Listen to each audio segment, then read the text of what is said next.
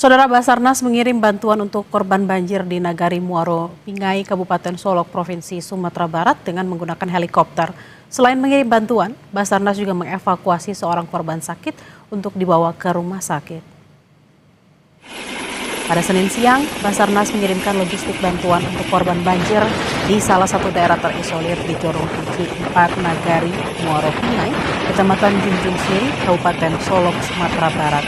Bantuan dibawa dengan helikopter karena akses darat menuju lokasi masih sulit ditempuh dengan kendaraan roda 4. Selain mobilisasi bantuan, dari lokasi ini tim juga membawa seorang korban yang sakit dan butuh penanganan medis lebih lanjut.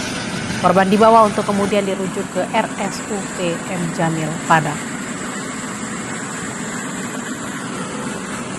Dan untuk suruh udara, kita berangkatkan satu unit HR3604 milik Basarnas untuk melakukan di daerah terisolir dropping logistik yang diberikan oleh bantuan oleh pemerintah pusat ke daerah Sumatera Barat, sekaligus melakukan evakuasi medis lewat udara di tempat lokasi-lokasi terisolir untuk dilakukan penanganan medis lebih lanjut.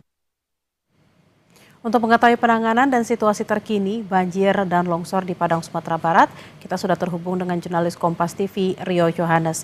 Selamat siang Rio, bagaimana skema penanganan dan evakuasi korban hari ini? Apakah cuaca mendukung di sana? Ya, Bella dan juga saudara, memang untuk di Sumatera Barat sendiri sejak 3 hari terakhir ini cuaca sudah membaik dan cerah.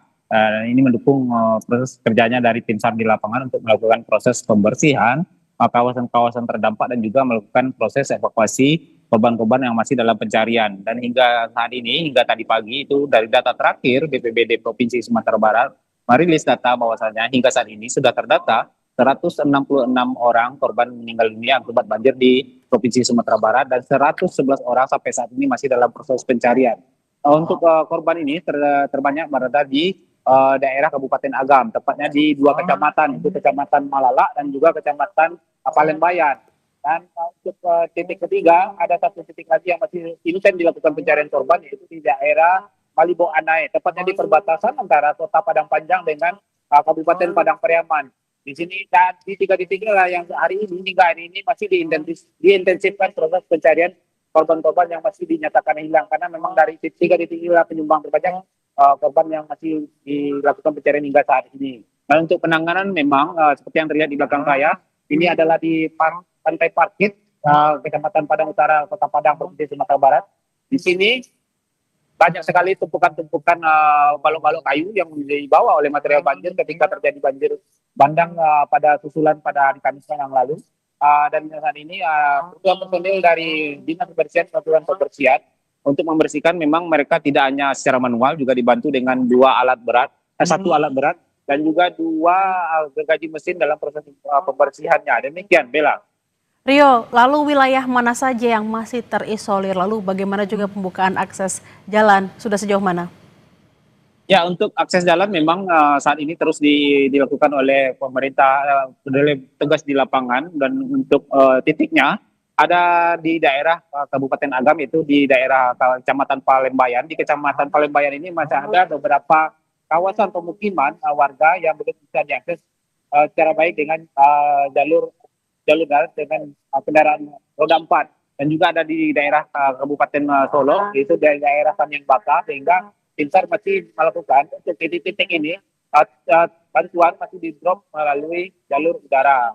Dan untuk penanganan memang saat ini masih fokus pada pembersihan kawasan terdampak, penanganan korban-korban yang berada di pengungsian. Tapi kita juga tidak bisa lupa bahwasannya ada beberapa titik kawasan, walaupun dia tidak terdampak banjir, dia juga terdampak akibat susulan dari bencana ini, seperti yang di kawasan tempat saya berada ini, bahwasannya di sini karena terjangan banjir pada beberapa hari yang lalu, itu merusak setidaknya 13 dari 15 intake PDAM yang ada di Kota Padang ini. Sehingga saat ini memang masyarakat yang walaupun daerahnya tidak terdampak, mereka sekarang merasakan dampak dari banjir ini karena mulai kesulitan mendapatkan air bersih. Masyarakat mulai mengalami krisis air bersih, seperti yang di daerah ini di daerah yang paling barat dari Kota Padang ini ada beberapa kawasan ulak karang dan air tawar ini mereka mengeluhkan sejak terjadinya banjir hingga saat ini air bersih di tempat mereka susah sekali sehingga mereka harus pindah untuk kebutuhan sehari-hari, harus menumpang di tempat-tempat pihak keluarga yang airnya cukup masih bisa mengalir. Demikian, Bella. Baik, yang saat ini sangat dibutuhkan oleh warga di sana adalah air bersih. Terima kasih atas laporan Anda, jurnalis Kompas TV Rio Yohanes dari Padang, Sumatera Barat. Selamat bertugas kembali dan harap berhati-hati.